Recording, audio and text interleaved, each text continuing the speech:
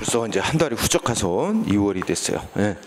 자, 지난주에 얘기했듯이 이번 2월부터는 좀 더 문제에 중점을 두고 수업을 진행하도록 그렇게 하기로 했죠. 그래서 오늘 공부할 주 내용은 이제 행정작용 중에서 행정행위, 그리고 가능하면 이제 기타 작용까지 해서 마무리를 지을 수 있으면 좋겠어요. 그래서 이제 나머지 이제 2권에 해당하는 파트가 남았죠. 이제 행정의 실효성 확보 수단, 그다음에 손해배상, 손실보상, 손해전보제도, 그다음에 심판소송제도, 여기까지가 마무리돼야 되는데, 그건 이제 2월달 안에 마무리. 그래서 여러분한테 이 문제집 이거 한 권이 또 새로 다시 또 나갈 거야, 후반부. 그래서 일단 오늘 행정행위를 해야 되는데, 행정행위에 대해서는 이제 보통 행정행위가 뭐냐 이거부터 문제로 나오기 시작을 해요.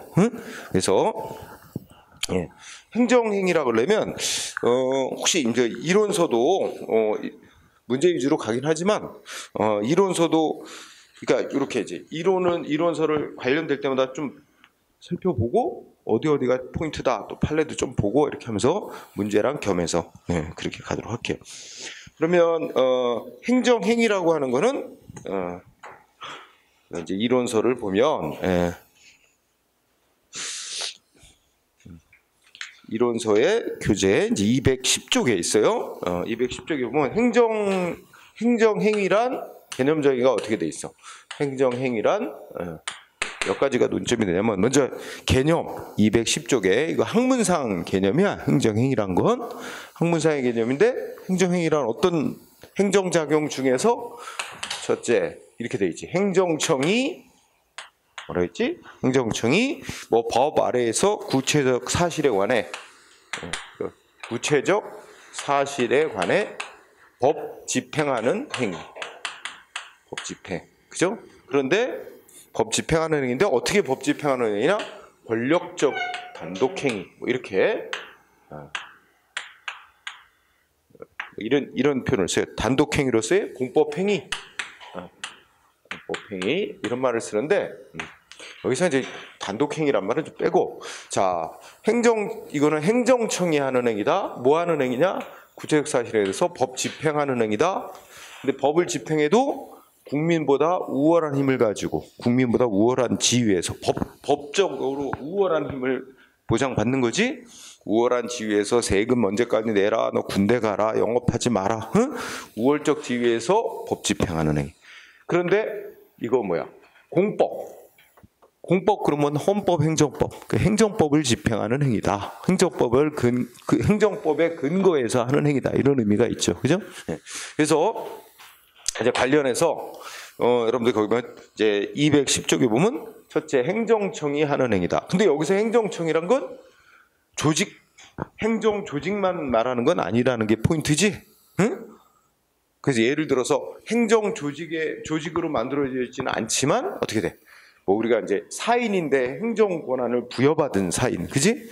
일반 국민들에게 이 법 집행할 수 있는 권한을 부여받은 사인, 공무수탁 사인도 행정청에 포함되고, 또 지방의회일 수도 있고, 국회가 소속 공무원을 임명하는 행위도 기능적인 측면에서 보면 행정기관의 입장에서 하는 거야. 조직상으로는 국회에 속한 기관이 하면, 국회가 하면 입법부 조직이 하는 거지만 기능상으로 따져야지, 그지? 그래서 여러분들이 이제 거기에 그 행정의 개념 이론서에서 쌍가를 봐 행정청이 행위할 때 동그라미 1번에 보면 두째 줄에 공공단체나 공무수탁사인도 행정청에 포함. 국회나 지방의회도 하는 역할이 이거 구체적 사실에 대해서 법 집행하는 그런 역할을 하면 행정청으로서 하는 입장에서 하는 행위에서 행정행위가 된다. 이런 얘기죠. 자, 그 다음에 법을 집행하는 행위니까 법을 만드는 행위. 우리가 지난 시간에 했던 행정기관이 법을 만드는 행위는 행정입법이라고 해서 행정행위하고 구별하는 거지. 그지? 그러니까 행정입법은 법 집행이 아니고 법 제정이니까 그런 행정행위에서 제외. 그 다음에 국민보다 우월한 입장에서 권력적으로 법 집행하는 행위. 따라서 국민하고 행정기관하고 대등한 지위에서 이렇게 뭐 합의해서 하고 이런 거는 행정행위라고 안 그래, 그죠? 그런 작용은 뭐 공법상 계약 이렇게도 부르기도 하고 또 국민보다 우월한 지위에서 하는 게 아니라 국민한테 이렇게 협조 요청하는 공권력 행사가 아니고 협조 요청하는 행위를 행정지도라 그래서 우리 행정행위하고 구별하잖아, 그죠? 그 다음에 이게 이제 공법행위다, 행정법을 집행하는 행위가 된다 이런 얘기지, 그지? 행정법의 근거에서 하는 행위다 하는 의미가 있어요. 그래서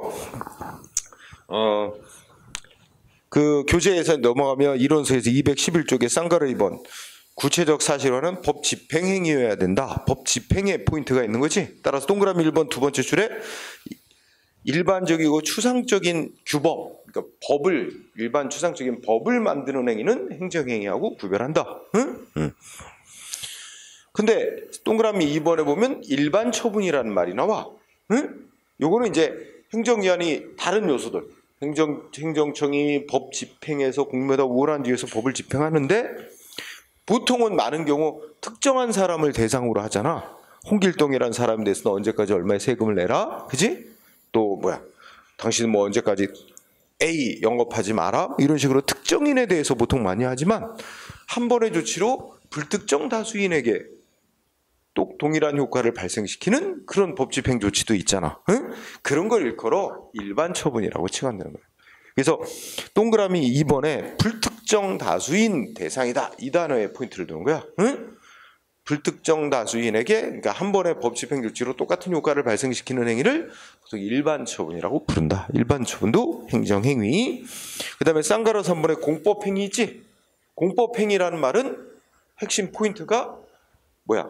공법에 근거한다. 여기서 공법은 헌법, 행정법 이런 걸 공법이라 하는데 행정법이라고 좁혀서 얘기해도 돼. 그러니까 행정법을 근거해서 행정법을 집행하는 행위, 여기에 포인트가 있는 거지 국민한테 발생시킨 효과로서의 권리나 의무가 꼭 공법적, 행정법적인 효과를 발생시켜야 한다, 이건 아니라는 거야. 그래서 거기에 한 줄, 첫째 줄 끝에 행정행위가 공법상의 행위다. 공법행위라는 거는 그 법 집행하는 근거가 되는 법이, 그 근거, 집행의 근거가 되는 법이 공법, 즉 행정법이라는 거지 효과까지 효과가 공법적이라는 걸 말하는 건 아니다.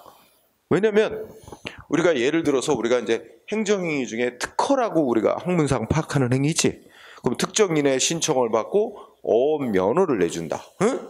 뭐 광업 허가를 내준다. 그러면 상대방한테 어업권, 광업권 이거를 부여하는 행위잖아. 근데 가만히 보면 행정기관이 신청을 받아서 우월한 지위에서 법을 집행해서 상대방한테 행정법을 집행해서 권리를 부여주는 거야.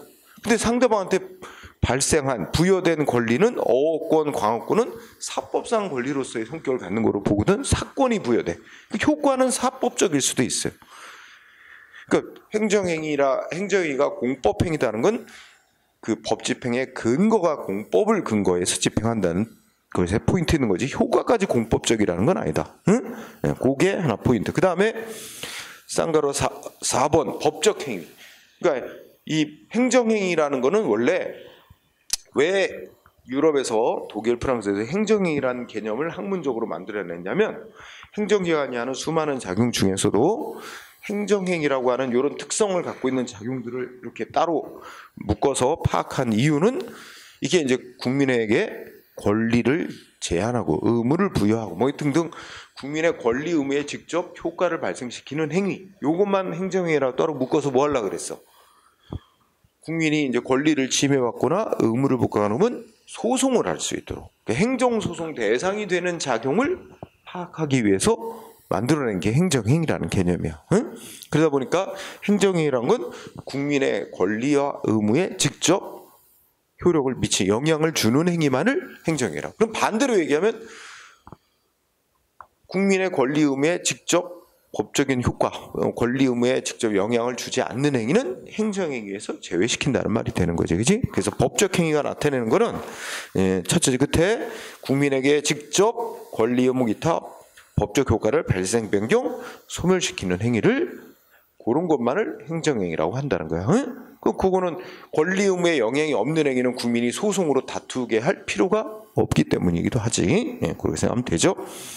그리고 이제 거기 보면은 동그라미 3번에 보면은 뭐 컴퓨터로 세금액 결정, 학교 배정, 뭐 입시, 합격자 결정, 교통 신호기로 자동 신호 보내는 거, 이런 걸 뭐라고 부르냐면, 예전에는 용어가 통일이 안 돼 있었다.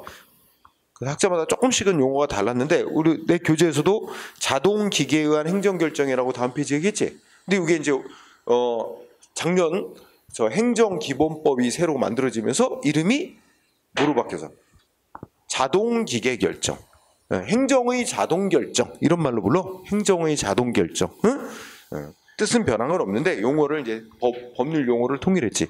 행정의 자동 결정, 기계 장치를 통해서 법 집행 행위가 일어나는 거, 그지? 예, 그런 걸 가리키죠. 그 다음에 우리 동그라미 4번 읽어봐야 돼. 212쪽에서. 자, 동그라미 4번의 맨 위에 판례는, 자, 어떠한 법 집행 조치의 근거나 법적인 효과가 어디에 규정돼 있더라도, 행정규칙에 규정돼 있더라도, 그지? 행정규칙이라는 건 행정규칙 내부법이잖아, 그지? 근데 행정규칙에 규정돼 있다 하더라도 둘째 줄 끝에 상대방에게 뭐 권리 설정, 의무 부담을 명하거나 기타, 어쨌든 상대방한테 법적인 효과를 발생하는, 그러니까 셋째 줄 끝에 상대방의 권리 의무에 직접 영향을 미치는 행위라면 뭐로 인정한다? 소송 대상이 되는 행정처분에 해당한다고 본다. 이거 되게 중요한 문장이야. 시험에 잘 나와. 응?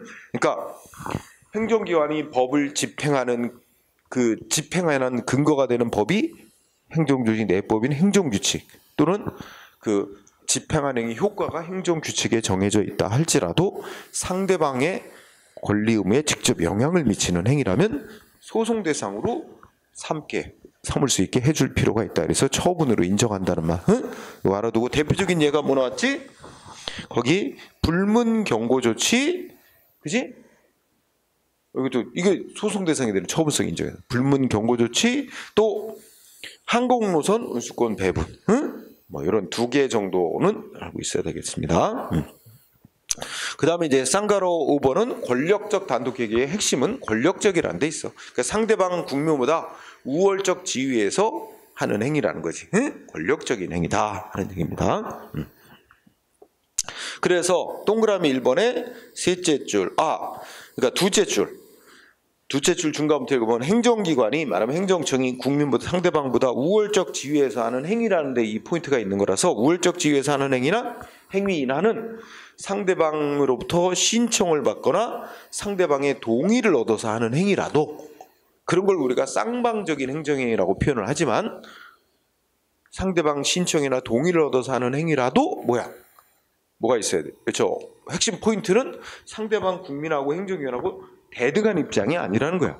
어디까지 행정기관이 우월적 지위에서 신청을 받아서 결정, 또 상대방의 동의를 얻어서 할지라도, 동의가 요건이긴 하지만 어디까지나 최종 결정은 행정청이 우월적 지위에서 결정권을 갖고 하는 행위나 행정행위라고 본다는 거지. 그래서 그때 쌍방적 행위. 그러나 넷째 줄 어디까지나 상대방 국민한테 이 우월적 지위에서 하는 권력적 행위가 아니라, 상대방하고 대등한 입장에서 합의해서 하는, 거기 셋째 줄에 공법상 계약, 또는 거기 공법상 계약뿐만 아니라 공법상 저기 계약 말고 뭐가 되더라? 합동행위라고 하는 것도 있고, 그런 거는 행정행위가 아니다. 이런 게 포인트가 있습니다. 자, 그 다음에 그 밑에 큰 2번 행정쟁송법상 처분 개념과의 관계 한 줄 포인트가 있지. 왜냐면 이제 우리가 행정법에서 학문적으로는 행정행위라는 거를 이제 행정소송 대상이 되는 작용, 이렇게 이제 파악하기 위해서 이러한 몇 가지 요소들을 이 성격을 갖고 있는 작용만을 행정행위라고 해서 소송 대상으로 봤는데, 우리나라 실제 행정소송 대상이 되는 작용이 뭐다라고 써놓은 행정소송법에 보면 뭐가 행정소송 대상이 되는 거라 했냐면 처분이라는 작용이 행정소송 대상이 된다고 써있단 말이야. 그러니까 행정행위라는 거는 학문적으로 만들어낸 개념이야. 행정소송 대상을 정하기 위해서. 근데 우리나라 실제 행정소송법은 처분이란 작용이 소송 대상이 된다 해놓고 처분이란 이러이러한 성격을 갖는 작용을 말한다 이렇게 정의를 해놨어. 그래가지고 동그라미 1번에 이제 우리 행정소송법의 처분 개념을 쭉 써놨잖아. 근데 이제 궁금해지는 게 뭐야? 그러면 학문적으로는 행정행위가 소송 대상이 된다고 했는데 우리나라 행정소송법은 처분이 소송 대상이 된다고 했는데 그러면 그 개념 정의가 똑같은 거냐를 두고 약간 견해차이가 있는 거지. 그래서 결론은 뭐야? 동그라미 2번. 응? 좀 다르다고 보는 거지. 그래서 결국은 두째 줄에 동그라미 2번에 행정소송법이 정하고 있는 처분의 개념이 학문상의 행정의 개념보다 더 넓다라고 본다는 게 포인트. 응? 더 넓대. 그러니까 행정행위는 처분에 해당할. 더 넓으니까 행정행위가 이제 우리가 수학에서 말하는 다이어그램이라나 이렇게 표현하면 행정행위가 이만큼이라면 처분은 행정행위를 포함하는 더 넓은 개념이야. 그렇지? 그래서 여기에 해당하는 거는 학문상의 행정행위에는 해당하지 않지만 소송 대상이 되는 처분에는 해당할 수 있는 거야. 그래서 우리는 이제 현대사의 행정작용 유형이 워낙 다양하게 이제 많이 발전하니까 그것까지 포함해서 국민에게 행정소송 대상으로 인정해주기 위해서 처분이라는 개념을 좀 더 넓게 규정해놨다고 보는 거지, 그지? 그래서 그런 개념. 그러고 나면 이제 시험에서 물어보는 게 그러면 이게 학문상의 행정행위에 해당하는 작용이냐 아니면 행정소송 대상이 되는 처분에 해당하는 작용이냐 아니냐 자주 물어봐. 그지? 그래서 이제 오른쪽부터는 행정행위에 해당하는지 안 하는지 그 판례 나온 것들이 쭉 소개되어 있어요. 그죠? 그래서 이제 자주 나오게 될 건데 소송과도 연결되고 예를 들어서 1번 간단하다 이거죠. 1번을 보면 행위는 누가 한대? 밑줄 친 데만 봐봐. 행위는 누가 한대? 대한주택공사라는 공공단체가 행위를 해. 지금은 이제 뭐 대한주택공사하고 옛날에 한국토지공사하고 합쳐서 지금은 LH라고 하잖아. LH공사. 그지? 한국토지주택공사라고 합쳐졌지만 합쳐지기 전에 대한주택공사라는 공공단체가 택지개발 사업 및 그 사업에 따라 이주대책에 관한 어떤 조치를 하는 거 있지? 이거는 학문상으로 말하면 행정행위, 행정소송법상으로 말하면 처분에 해당한다. 이게 핵심인 거지, 그지? 응? 이런 요소들에 다 해당한다는 거야, 그지? 그리고 2번, 3번 같은 건 행위자가 누구야? 지방의회지. 근데 지방의회인데 의장, 불신임 결정을 한다든지, 그 다음에 또 의원 징계하기로 지방의회에서 의결한다든지 다 뭐래? 행위자는 지방의회지만 지방의회에서 뭐 조례라는 법을 만든 게 아니고 마치 행정기관으로서 법 집행하는 이런 행위를 한 거와 똑같다는 거지. 성질이. 그래서 이게 행정행위라고 말할 수도 있고 처분이다라고 말해도 되는 거야. 그래서 행정소송 대상이 되는 처분이다. 그 다음에 4번 같은 경우는 행위자가 교통안전공단이야. 근데 이 국민들에게 이제 운전자인 국민들에게 교통안전 분담금을 납부해라고 통지했대. 그치? 근데 가만히 이거 내용을 보면 이게 교통안전공단이라고 이제 공공단체인데 이게 말하면 뭐 장관, 뭐 지금으로 따지면 국토교통부 장관 같은 행정기관으로부터 이렇게 운전자들에게 뭐 돈을 부과하도록 공권력 행사에서 돈을 납부하라고 이제 부과할 수 있는 권한을 부여받아서 운전자인 국민에게 납부해라 하고 권력적으로 법 집행한 행위라는 거예요. 상대방한테 의무를 발생시키는. 그래서 교통안전공단이 교통분담금을 납부하라고 운전자에게 통지한 행위는 행정행위다. 다른 말로 행정소송 대상이 되는 처분이다. 인정했다는 거. 또, 자, 이제 이런 식이야. 그래서 5번을 보면 이런 거는 좀 길지? 어떻게 공부하면 될까요? 횡단보도 설치. 이렇게만 기억하면 돼. 응? 횡단보도 설치하면 운전자나 보행자 모두가 다 어떻게 돼? 도로교통법이 정한 그 규칙에 따라서 행동을 해야 될 의무를 부여한다. 그래서 이게 또 소송 대상이 되는 처분. 근데 이거는 특정인에게 하는 게 아니라 불특정 다수인에게, 불특정 다수의 운전자, 보행자에게 다 의무를 부과한다. 응? 그러니까 우리가 이제 학문적으로 일반 처분이다라고도 말할 수 있는 거야. 그런 거. 그 다음에 6번 개별 토지 가격 결정이라고 해서 우리가 보통 이걸 뭐라 그러지? 다른 말로 개별 토지 가격을 다른 말로 뭐라고 그러면 개별 공시지가 결정. 개별 공시지가 결정. 이라고도 하는 거지. 이게 지금. 요새는 공시지가란 말을 쓴단 말이야. 또 이게 표준 공시지가 결정. 개별 공시지가 표준 결정 다 이거 행정행위다. 소송 대상이 되는 처분이다라고 다 인정했어. 그 다음에 쭉 제목 보자. 토지거래 허가구역으로 행정기관이 지정하면 어떻게 돼? 그 허가구역으로 지정된 구역 안에 토지를 소유하고 있는 자는 어떻게 돼?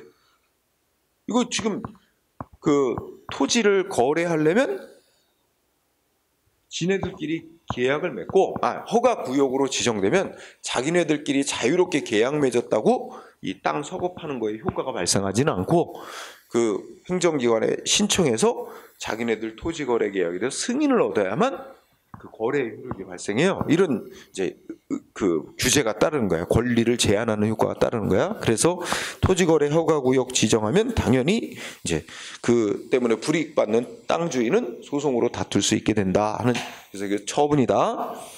그 다음에 8번째, 청소년 유해 매체물이라고 결정 고시하면 어떻게 돼? 이건 모든 사람들 다 어떻게 돼? 이 청소년 유해 매체물을 청소년에게 판매하거나 대여하거나 이거 다 금지되는 거지. 한 번의 조치로 불특정 다수인에게 의무를 강제로 부과하는 겁니다. 네, 그래서 처분이다, 행정행위다, 처분이다 이렇게 되고, 그지?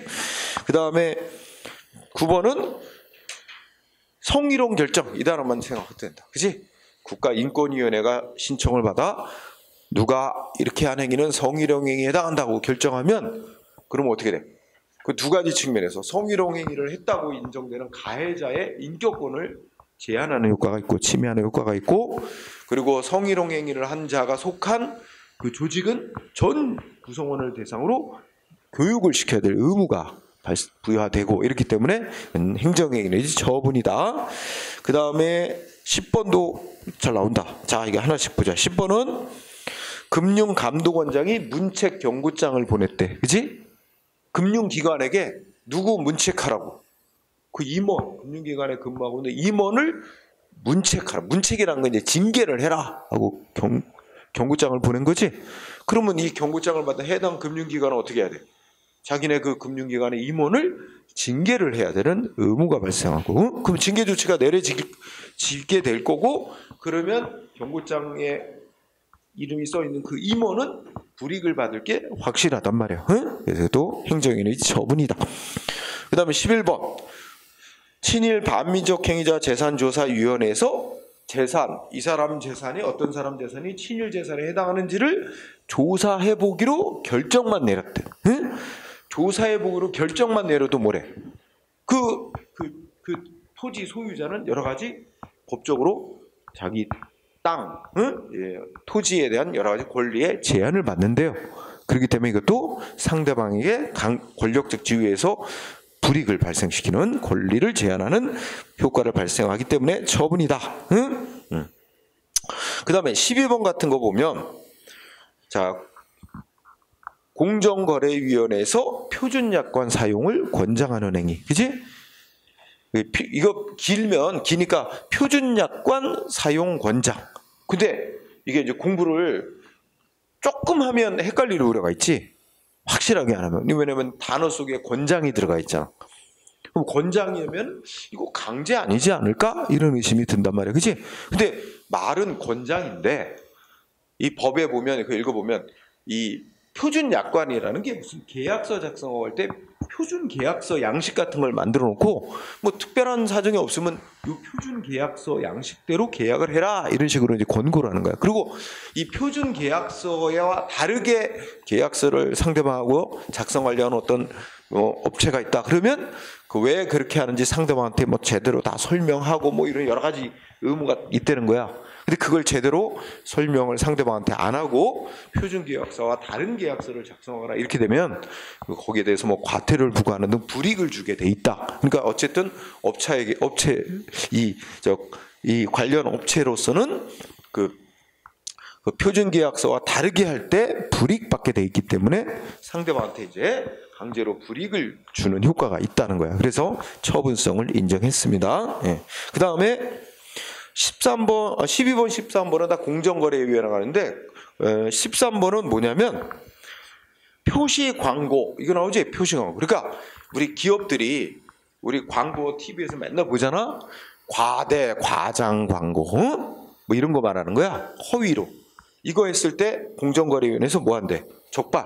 이거 허위 과장 광고 됐다. 가지고 이제 경고. 그때 가면 공정원회가 경고 의결했다 그러지, 경고. 근데 이게 한 번은 경고로 그치지만 이게 경고를 받은 자가 그 다음에 또 위반하면 그때는 이제 이제 두 번째 걸리면 불이익을 가하게 돼 있다는 의미에서 이 경고는 결국 불이익하고 연결이 된다라는 의미야. 그래서 또 행정이 처분으로 본 거. 그 다음에 14번은 키워드가 입찰 참가 자격 제한이야. 응? 어떤 기업 같은 경우를 거기에 두 가지 들어있지. 국가가 어떤 그 시행하는 공사 등에 니네는 참여 몇 년간 못해, 이런 조치라는 거지. 그 요새 같은 예를 들면 저기 이번에 광주에 뭐 아파트 붕괴 사고 났지. 거기 무슨 현대산업개발이라는 그 회사잖아. 거기가 굉장히 공사 현장에서 사고가 많이 나. 응? 이번에 대형 사고를 쳤잖아. 그래갖고 막 우리 사회에서 난리가 났어, 그죠? 뭐 현대산업개발 현대 무슨 아파트 이거 아파트 안 하려 그래. 그 이름은 안 붙이라고 딴 이름으로 바꾸려 그러고 막 주민들이, 그지? 집값도 그 현대에서 지었다는 그 이유만으로 아파트값 뭐 몇 억씩 떨어진다는 거지, 그지?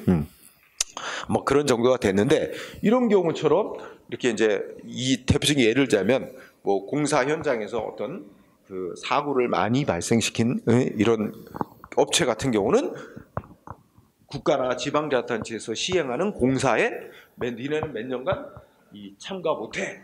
아예 자기네가 공사 따겠다고 입찰할 자격을 제한하는 조치지.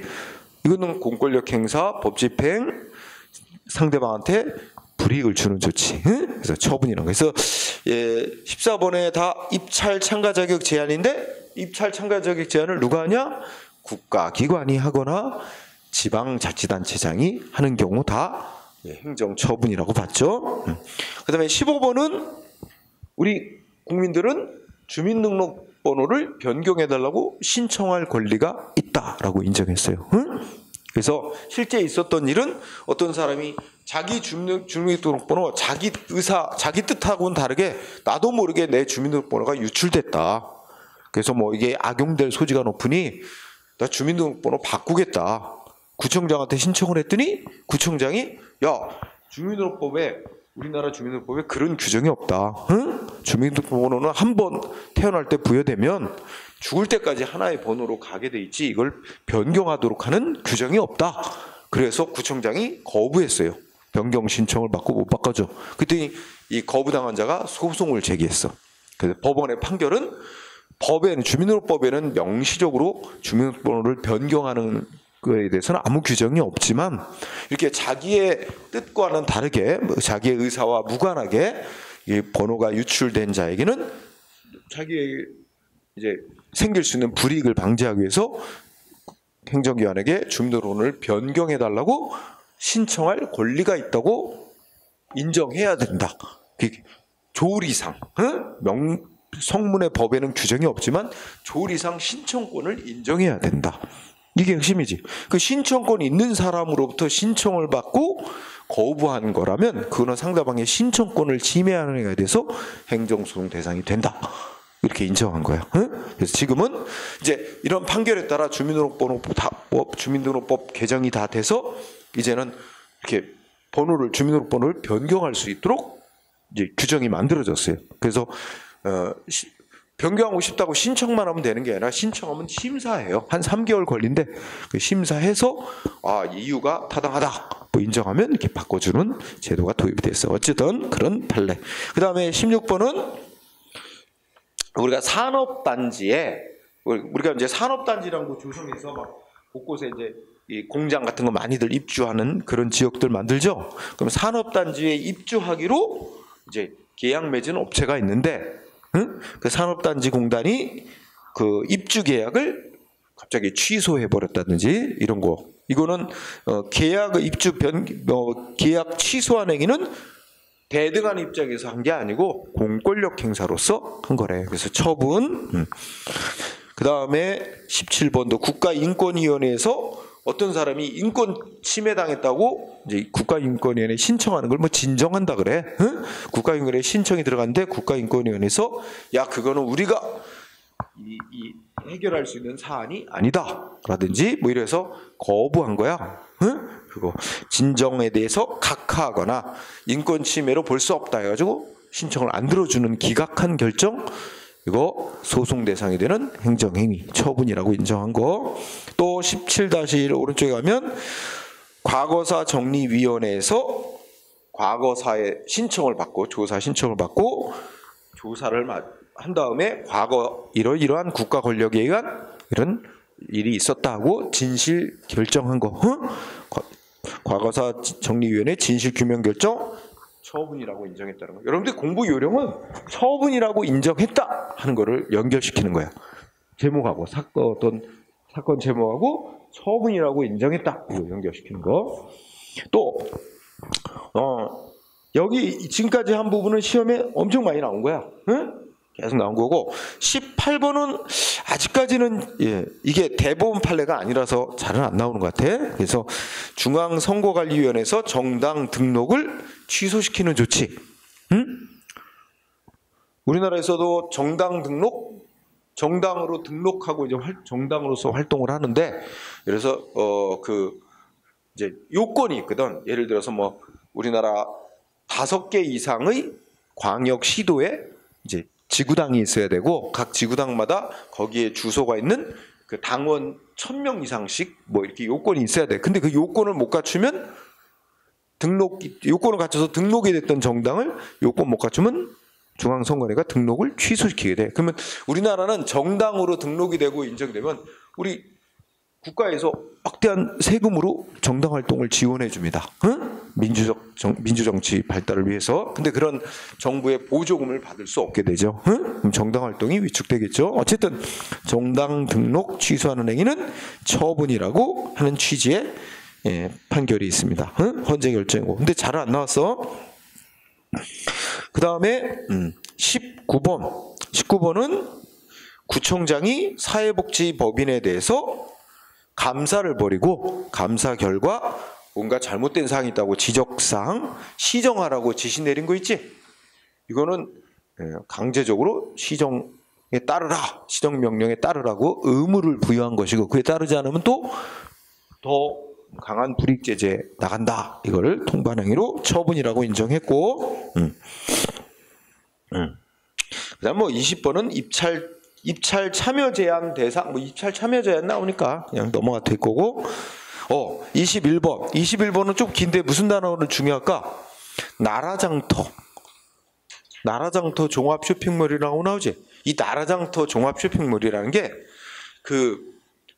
말하자면 그럼 국가나 지방자치단체에서 여러분들이 이제 공무원 되면 뭐 사무용품을 구입하거나 뭐 하려면 다 이 나라장터 쇼핑몰에서 사야 돼요. 응? 그러니까 여기에 정부가 운영하는 쇼핑몰이야. 근데 여기에는 이제 뭐 우수 중소기업 막 이렇게 가지고 많이 이제 뭐 일부 대기업 제품도 들어가지만 가능한 중소기업 제품들이 많이 들어가 있어. 그래서 국가나 공공단체에서는 사무용품을 비롯해서 여러 가지 물품을 구입할 때는 주로 여기에서 구입을 해야 돼. 이게 의무사항이 있어요. 응? 그래서 하여튼 나라장터 종합 쇼핑몰에 이게 참여한 업체는 당연히 판로가 보장되는 거지. 근데 거기 좀 비싸다?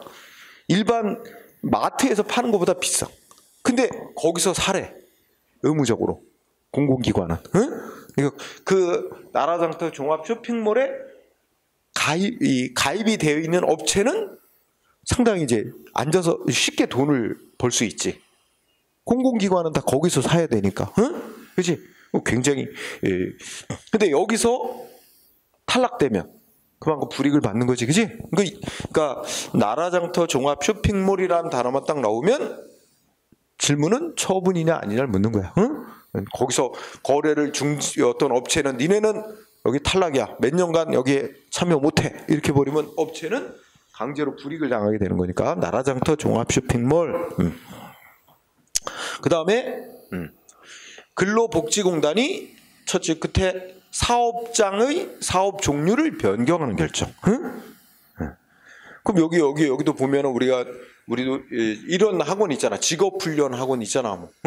국가의 비용 지원 받아가지고 무슨 뭐 나이 든 사람들 뭐 다시 다른 직업 가질 수 있도록 국비 훈련 지원시켜주고 뭐 이런 여러 컴퓨터 가르쳐 주는 데도 있고 뭐 굉장히 그 정부에서 지정을 하고 보조금을 줘가면서 훈련시키도록 하잖아. 교육시키고. 그런데 그 사업장의 사업 종류를 일방적으로 변경시켜 버리는 거지. 그러니까 뭐 컴퓨터 가르치던 그 사업하는 그 훈련원인데 컴퓨터가 아니라 뭐 딴 거 가르치라고 그런 식으로 일방적으로 변경하는 조치는 처분이다. 그다음에 23번은 자 23번 보면 두 개다 연결해. 교육공무원. 그다음에 뭐 했어?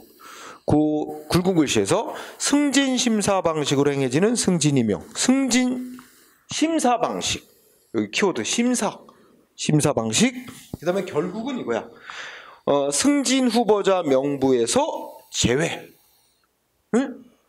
승진 후보자 명부에서 제외. 그러니까 승진시키는데 이게 사실은 교장 얘기, 교감인데 교장으로 승진할 때 일단 어떻게 해야 돼?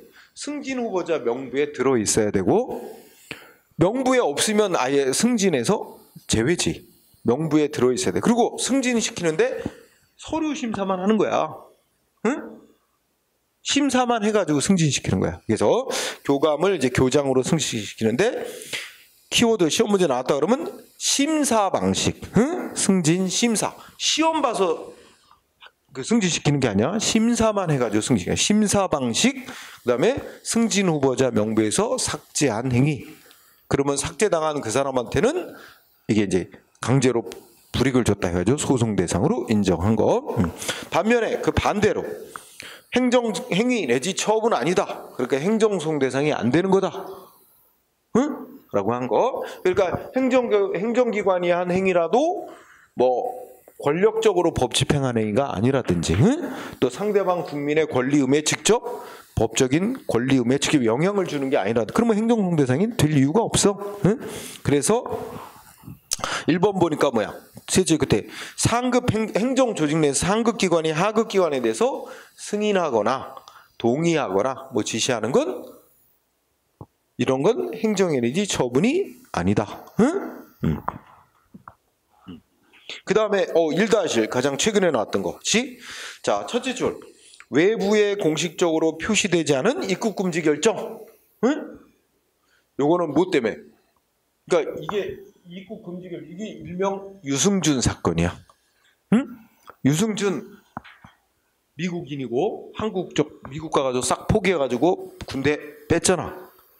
그래갖고 우리 법무부 장관이 유승준 입국 금지 대상자로 결정을 했어. 근데 이거를 입국 금지 대상자라고 유승준한테 문서로 통보를 했어야 이게 상대방한테 이제 효과가 발생하는 건데 상대방한테 통보를 안 했어요.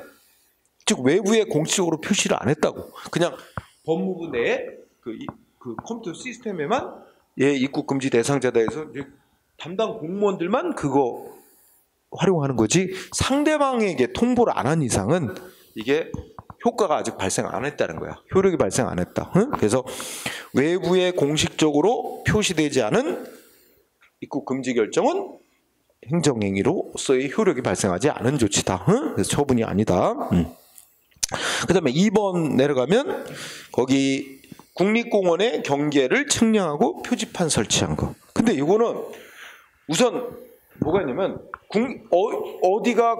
어디부터 어디까지가 국립공원 지역이라고 결정을 한 게 이게 이제 처분이야.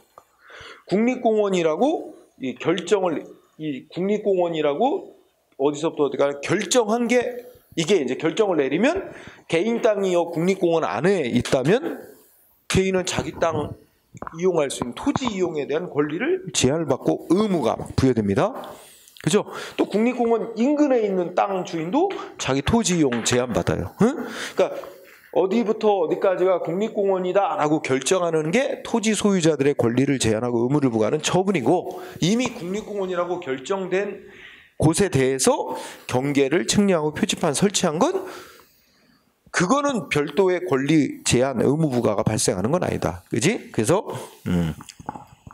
그러니까 그 첫째 줄에 보면 거기에 2번에 국립공원 지정 처분이라고 첫째 줄에 나오지. 굵은 글씨는 아니지만 그 국립공원 지정 행위가 이게 이제 권리를 제한하고 의무를 발생시키는 처분인 거야. 응? 그리고 두째 줄에 이미 국립공원으로 지정된 곳에 대해서 경계를 측량하고 표지판을 설치하는 행위는 별도의 권리를 제한하고 의무 발생하는 효과가 있는 게 아니라 이미 결정 나 있는 걸 사실상 이렇게 뭐 울타리 치는 거랑 마찬가지지. 표시하고. 그러니까 이런 거는 비권력적인 사실행위, 법적 효과 발생시키는 건 없다. 그래서 처분 아닌 걸로 인정을 했고, 그 다음에 3번, 이것도 시험 잘 나오는 거네.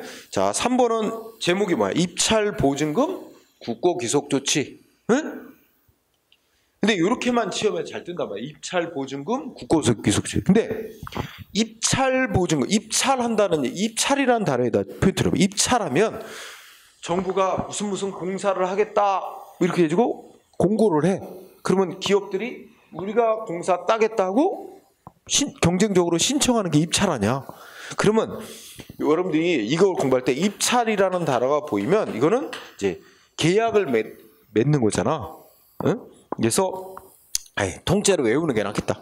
입찰 보증금 국고 귀속 조치는 이제 그 정부가 무슨 청사를 새로 짓겠다 공고를 했더니 건설업체가 내가 공사 따겠다고 건설업체들이 신청. 그래서 거기에 뭐 최저가 가장 낮은 가격에 써낸 업체 얘한테 너를 이제 새 청사 지을 업자로 선정한다. 그러면 그 선정된 업체하고 정부하고 계약을 맺을 거 아니야. 공사 계약. 그치? 이게 바로 사법상 계약을 맺은 거야. 돈 주고 언제까지 청사 새로 지어주기로. 그치? 그런데 그거 할 때 어떻게 하지? 이 공사 따겠다고 신청한 업체는 뭐 자기가 써낸 공사 계약, 공사 대금이 1억이다. 예를 들면 1억에 뭐 10%, 1,000만 원을 보증금으로 내고 신청을 하는 거야. 보증금으로 내고. 그치? 그랬다가 보증금 받아놓, 그게 입찰 보증금이야. 그랬다가 그 선정된 업체가 공사를 다 마치면, 계약대로 제대로 마치면 어떻게 돼? 그 보증금을 다시 돌려줘. 근데 계약대로 공사를 제대로 이행을 안 하면 그 보증금을 손해배상조로 국가가 가져버리는 거야. 응? 여기 써 있는 내용이 그런 내용이야. 응? 그래서 그거는 그 입찰 보증금을 받아놨다가 업체가 계약상의 의무를 제대로 이행하려면 국가가 그 보증금을 가져버리는데, 그거는 사법상 계약으로 정해진 사법상 의무를 이행을 확보하기 위한 조치에 해당한다 해서 사법상의 조치지 행정법상의 공권력 행사가 아니래.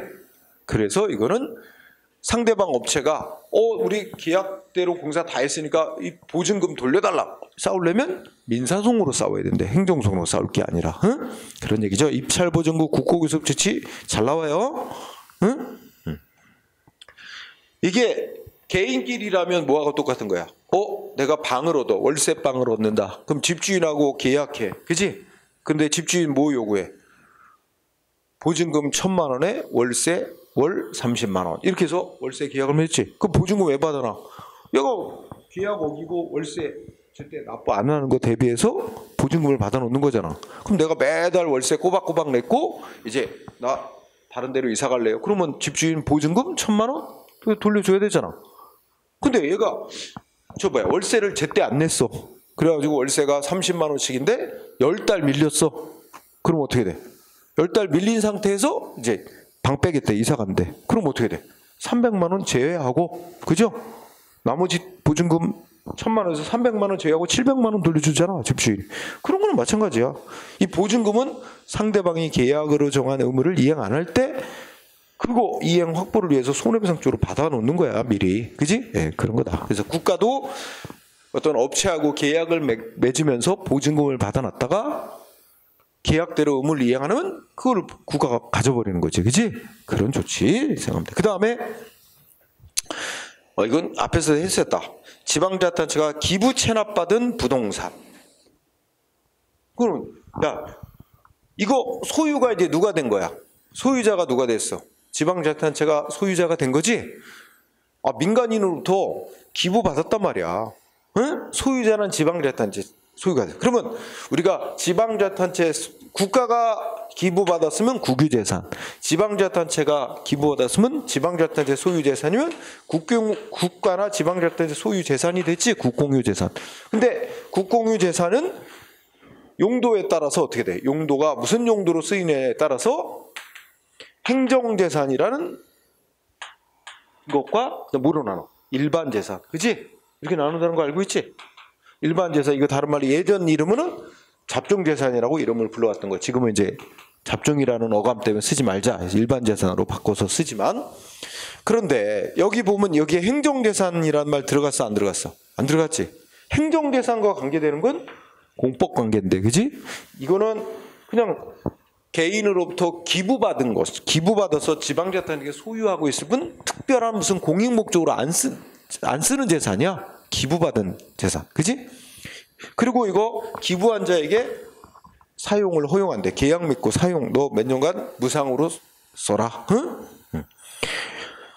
이거 일반 재산을 그 기부한 자에게 무상으로 계약을 맺고 사용하도록 허용하는 행위야. 응? 사법상의 행위이지 공법상의 행위가 아니다. 응? 사법상 대등한 입장에서 계약 합의해서 너가 몇 년간 써도 된다, 이런 것뿐이다. 응? 그래서 요거 지방자치단체가 기부 체납받은 부동산 이 단어 딱 보는 순간 뭐다, 이거 행정재산이라는 말이 없네. 일반재산이네. 일반재산에 해당되면 다 사법관계. 응? 이렇게 또 나와도 되고. 또 하나, 네, 뭐 그렇게 정리하면 되겠다, 그죠? 그 다음에 5번 이건 아는 거고, 우리가 사법관계 할 때 배웠지? 서울시 지하철공사, 이게 대표적인 예지만 이거 말고도 무슨 한국조폐공사, 응? KBS, 그 한국방송공사, 이거 공사나 무슨 땡땡 공사, 땡땡 공단에 근무하는 임직원의 근무 관계는 사법상 근로계약 관계, 민사소송으로 싸워야 될 문제지. 이거 공권력 행사 아니야? 그러나 여기는 안 써놨지만 예를 들어 이거하고 대비되는 거 뭐 있지? 뭐 국가나 지방자치단체 근무하는 청원경찰에 대한 징계 조치는 공권력 행사인 처분. 그치? 청원경찰 싸우려면 행정소송으로 싸워야 돼. 네, 그런 게 있죠. 자, 6번은 뭐 따로 설명 안 해도 사립학교 교원은 공무원이 아니기 때문에 일반 사법상 근로계약 관계에서 학교법인으로부터 사법상의 징계를 받는 거지. 이거 그 선생님은 민사소송으로 싸워야 될 문제지, 학교법인을 상대로. 공권력 행사인 처분이 아니다. 그 다음에 7번 이건 뭐야? 그 벌점, 운전면허 벌점. 벌점 매기는 건 뭐야? 벌점만 매겨가지고는 아직 운전하는 사람의 권리 의무에 아무런 영향이 없습니다. 응? 그러니까 벌점을 매기고 벌점이 법이 정한 일정 기준 점수 될 때 경찰이 너는 벌점이 몇 점이 됐으니까 면허 정지 며칠, 면허 취소 뭐 이런 조치를 하기 위한 자료일 뿐이지, 벌점 매겨진 것만 갖고는 운전자가 권리 의무, 운전자의 아무런 불이익이 아직은 안 생겼습니다. 응? 그래서 벌점 매기는 것만으로는, 그러니까 면허 정지시키는 거, 면허 취소시키는 거, 이건 이제 상대방한테 의무를 부과하고 하는 거니까 행정처분이지만 벌점 매기는 거는 처분이 아니다, 아직. 응? 마찬가지로 8번 그 군의관이 신체 검사에서 신체 등급 판정하는 거 있지. 신체 등급 판정한 것 갖고는 아직은 상대방 그 남자가 군 뭐 면제인지 보충력인지 현역인지 이게 결정난 게 아니야.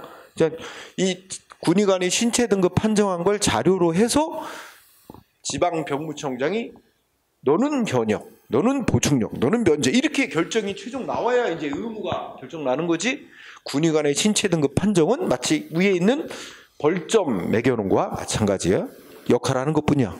지방 병무청장인 최종 의무를 결정하는데 기초 자료가 될 뿐이지 아직은 의무가 확정된 게 아니기 때문에 처분이 아니다.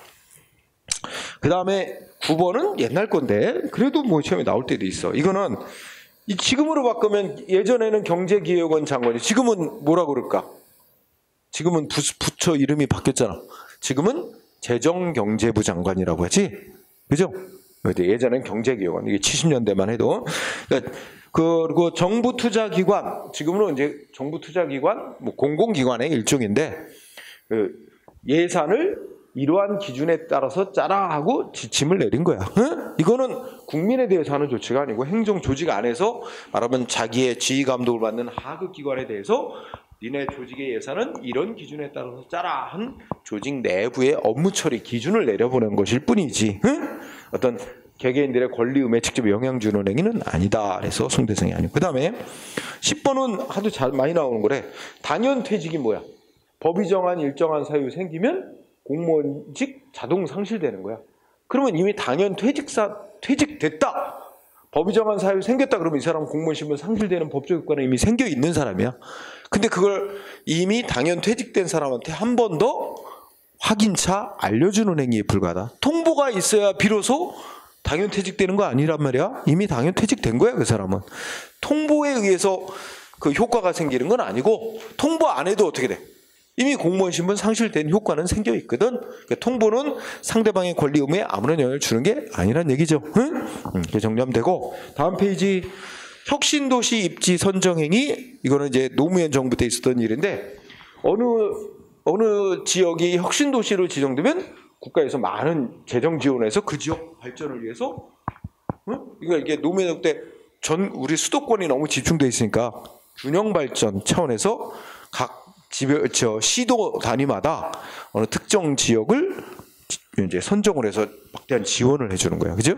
그래서 각 이제 그 시도 단위 내에서 그 작은 시들끼리 막 경쟁이 붙었어, 그죠? 이제 구체적 사건은 강원도에서 있었었어. 그래서 강원도에도 이제 혁신도시라는 걸 하나 지정을 해야 되는데 이제 강원도에 그 춘천시하고 원주시하고 경합이 벌어졌어. 근데 결국 강원도지사가 원주시를 이제 혁신도시로 지정을 했더니 춘천시하고 시민들이 반발. 그래갖고 소송을 냈는데 소송거리가 안 된다는 거야. 그래서 이 정부에서 어느 지역을 혁신도시로 지정하는가는 그는 이제 재량이고, 그 다음에 혁신도시로 지정을 해줌으로써 지정이 됨으로써 뭔가 정부에서 많은 재정 지원을 받아 그 지역 발달이 이루어지고 뭐 이런 거는 정부가 하는 조치로 인해 반사적 효과로서 얻는 이익이고, 거기서 탈락됨으로써 그런 지원을 못 받게 되는 거 역시 정부의 정책에 따른 반사적 효과로서의 불이익을 받는 거지, 법적인 권리를 침해받는 건 아니다라는 거지. 그런 논리가 깔려 있어요. 혁신도시 입지 선정행위. 그 다음에 뭐 12번은 생략하고, 그 다음에 13번은 공정거래위원회랑 한 조치인데 고발했대. 고발. 어떤 기업체가 법 위반 행위를 했다. 그러니 조사해서 처벌해달라고 어디다 고발했을까? 검찰에 고발한 거야. 공정거래위원회라는 행정기관이 또 다른 행정기관인 검찰에 고발한 조치. 근데 고발 조치만 된 단계에서는 아직 해당 기업의 권리 의무에 아무런 법적 불이익이 생긴 건 없다는 거야. 그냥 행정기관끼리 얘를 조사를 해서 처벌을 해달라는 행정기관끼리의 행위만 있었을 뿐, 고발의 대상이 된 업체에게 고발 조치만에 의해서는 아직은 아무런 법적 불이익이 생긴 건 없다. 그러니까 고발 조치 갖고 소송으로 싸울 대상은 아직 아니다. 그 다음에 14번은 이렇게 정리를 해. 거기 보면 자, 첫째 줄 제목에 정부 투자기관 나오지? 그 다음에 그 옆에 뭐나 입찰 참가 자격 제한 처분이라고 나오지?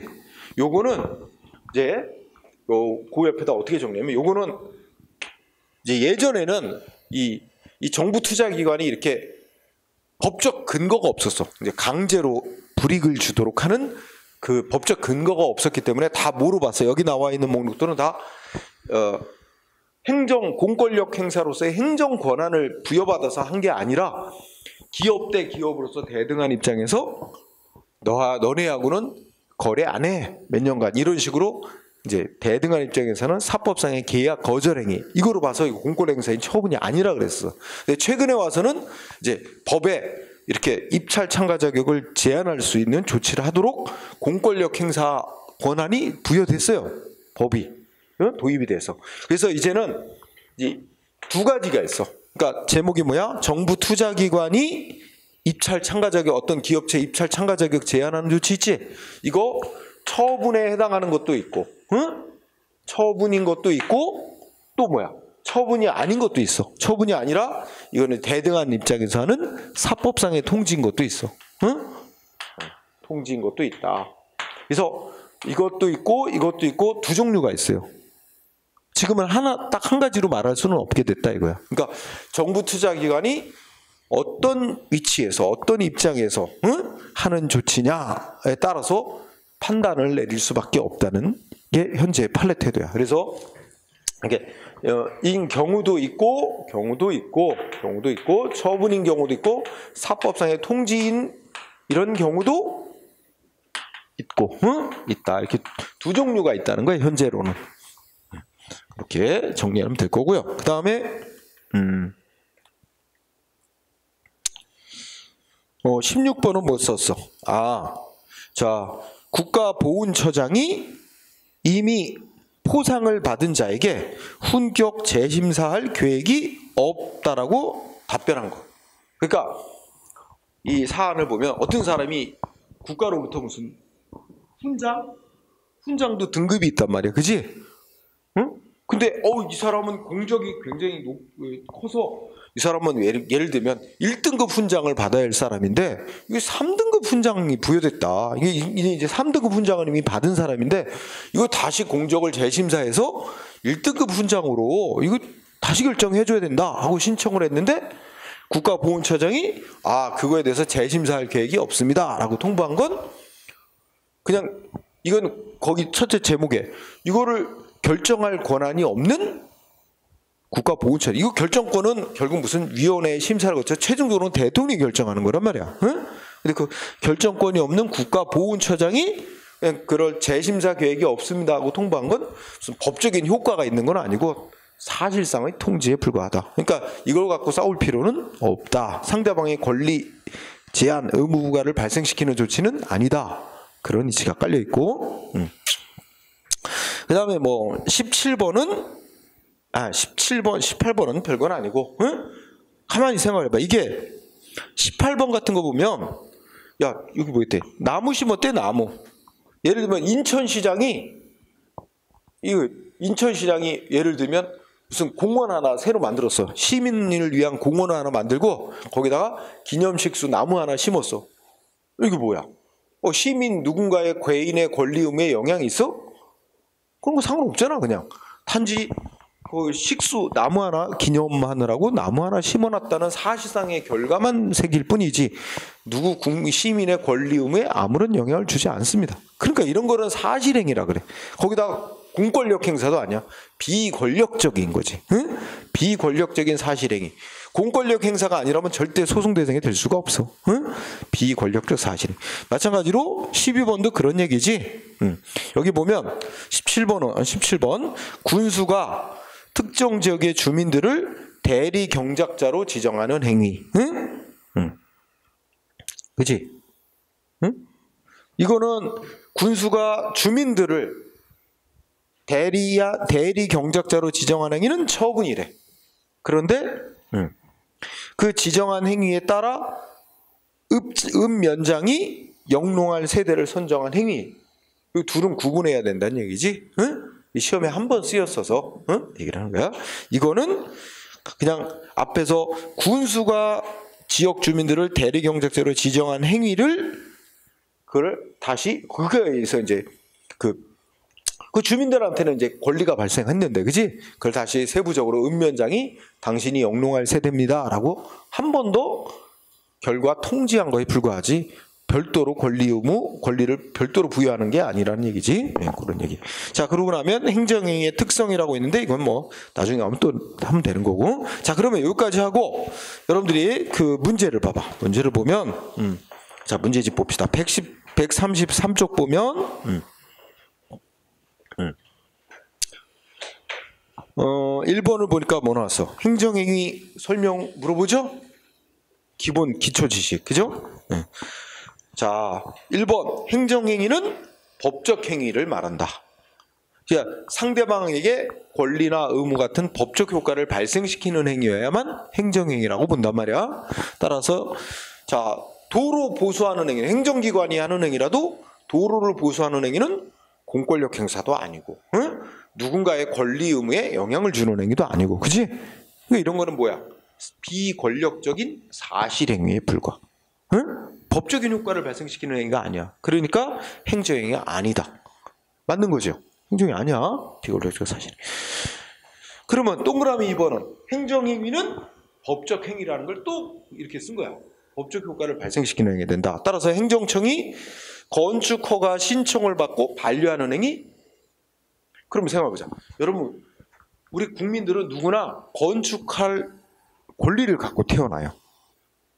태어날 때부터 당연하게 건축할 수 있는 권리를 갖고 태어난 거예요. 이게 자유권으로서. 다만 사회 질서 유지를 위해 자유롭게 마음대로 건축하면 안 된다. 법으로 금지. 신청을 하래. 그래서 행정기관이 심사를 해서 요건에 맞으면 당신은 법이 정한 건축금지 해제, 건축해도 됩니다. 그러니까 원래는 태어날 때부터 자유롭게 할 수 있는 권리를 갖고 태어났지만 사회 질서 유지를 위해서 법으로 금지시켜놓고 요건을 정해놓은 다음에 요건에 맞으면 당신은 이제 금지 풀어줬으니까 자유롭게 건축해도 됩니다 해서 원래의 자유를 회복시켜주는 거야. 이런 유형의 행위를 허가행위라고 한단 말이야. 응? 그러면 국민이 건축 허가 내달라고 신청을 했는데 행정기관이 반려했대. 즉 거부했대. 이거는 뭐가 돼? 결국 상대방의 건축할 수 있는 자유로운 권리를 침해하는 효과를 갖고 있습니다. 물론 제안한 것이 위법인지 아닌지는 재판을 통해 가려야 되지만 어쨌든 국민이 태어날 때부터 갖고 있었던 권리를 상대방 국민은 일단 자기 권리를 침해했다고 주장하는 거잖아. 재판으로 침해했는지 아닌지를 위법인지 아닌지를 가려야 되겠지만 그래서 건축허가 신청받고 행정인에 반려하는 행위는 상대방의 건축허가권을 건축허가받을 권리를 즉 건축할 권리를 제한하는 조치이기 때문에 뭐예요?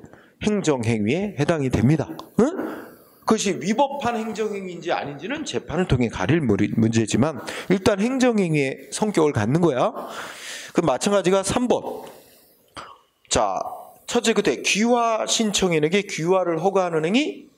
요거는 귀화라는 게 이제 그 외국인에게 한국인 국적 부여하는 행위지. 응? 근데 이 귀화 허가는 특허라는 재량 행위. 응? 그래서 귀화 허가하는 행위는 신청인 즉 상대방한테 뭐 하는 행위야? 권리를 부여하는 행위야. 우리가 이제 이게 국적법이라는 법률이 정한 요건에 해당되나 따져봐서 행정관이 우월한 지위에서 신청을 받아 공권력 행사로서 법 집행해서 상대방한테 권리를 부여해주는 그런 특허라는 내용의 행정행위입니다. 권리를 부여해주는 행위. 행정기관이 직접 권리를 주는 거야. 대한민국 국민으로서의 신분 지위를 부여하는 특허행위. 행정행위입니다. X 됐어요. 그죠? 4번은 행정행위는 공법상의 행위를 말한다. 이것도 요건 중에 하나예요. 근데 공법상의 행위라는 건 공법에 근거한, 공법을 집행한 행위라는 뜻이지. 그 행위의 효과가 공법적이라는 걸 꼭 말하는 건 아닙니다. 행위의 효과는 어권, 또 아까 광업권 같이 사법상 권리의 성격을 갖는 권리를 부여하는 효과가 나오는 것도 있어. 다만 그 권리를 신청받아 권리를 주는 행위가 행정행위인 거지. 그 행위에 의해 행정행위에 의해서 상대방한테 부여된 권리는 사건일 수도 있는 거야. 응? 그래서 이렇게 어권 나죠. 어권 같이 사법상 권리, 사건의 성질을 갖는 권리를 부여해주는 행위도 행위의 근거가 되는 법이 무슨 수산업법 등 이런 행정법을 집행한 행위에 의해서 권리를 주는 거라 이것도 행정행위의 일종입니다. 네, 그런 식으로 됐죠. 네. 그 다음에 밑에 2번 보니까 틀린 거 고르라했죠? 기억 맞겠지? 행정 조직만 행정청으로 보는 게 아니라 하는 역할을 보는 거야. 그지? 행정 권한, 이 공권력 행사에서 법 집행할 수 있는 행정 권한을 부여받은 사인도 행정청에 해당이 되고, 그래서 일반 시민에게, 일반 국민에게 공권력 행사로서 부여받은 행정 권한을 행사할 때는 행정 행위를 하는 자가 될 수 있죠. 네, 그래서 기억 맞고, 그지? 근데 니은의 키워드는 직무명령입니다. 직무명령이라는 개념 자체는 행정조직 안에서 상관이 부하 공무원에게 오늘 무슨 업무를 처리해라, 어디로 출장 가라, 이렇게 이제 업무에 관한 지시명령을 직무명령이라고 합니다. 이거는 업무에 관한 지시명령이고 그 공무원 개인의 어떤 신분 지위에 불이익을 주는 조치는 아니거든. 그래서 이거는 행정행위 내지는 행정처분이 아니라고 합니다. 오, 디귿은 틀렸는데 우리가 이제 여기서 불복기간 경과, 쉽게 보면 행정소송 제기할 기간 경과, 그러면 더 이상 그 행정행위에 대해서 법적 효력을 소송으로 다툴 수 없게 되는데 이걸 불가쟁력이라고 합니다. 다툴 쟁짝.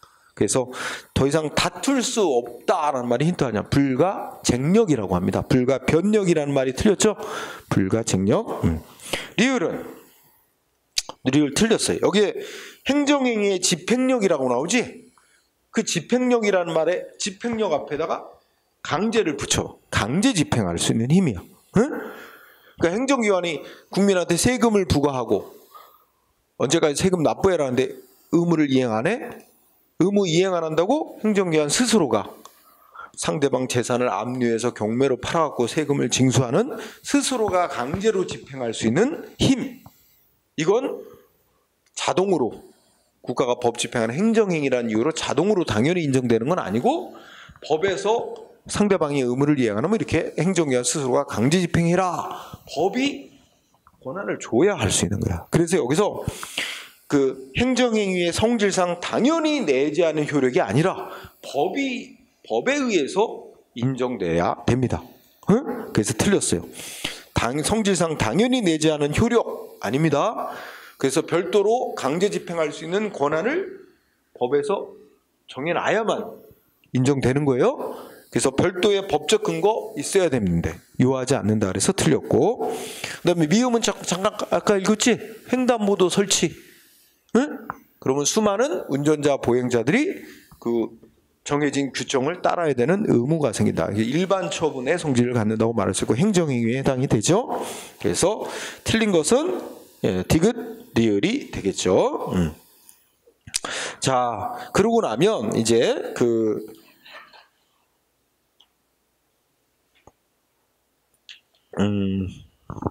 다음에는 이제 막 복잡하게 나옵니다. 복잡하다기보다도 이제 행정행위에 관련된 논점이 되게 많아. 응? 그래서 오늘 행정행위를 집중적으로 해야 되는데, 첫 시간은 여기까지 하고 두 번째 시간은 이제 행정행위의 종류 관련해서 몇 가지 기준으로 나눈 게 있지. 첫 번째 하여튼 그거는 쉬었다 가자. 응? 그래서 이제 내용 갖고 나누기도 하고 법에 얼마나 구속받으면서 해야 되는 것 갖고 나누기도 하고, 그래서 여러 가지 몇 가지 기준이 있어서 그 얘기는 두 번째 시간에 진행합시다. 응?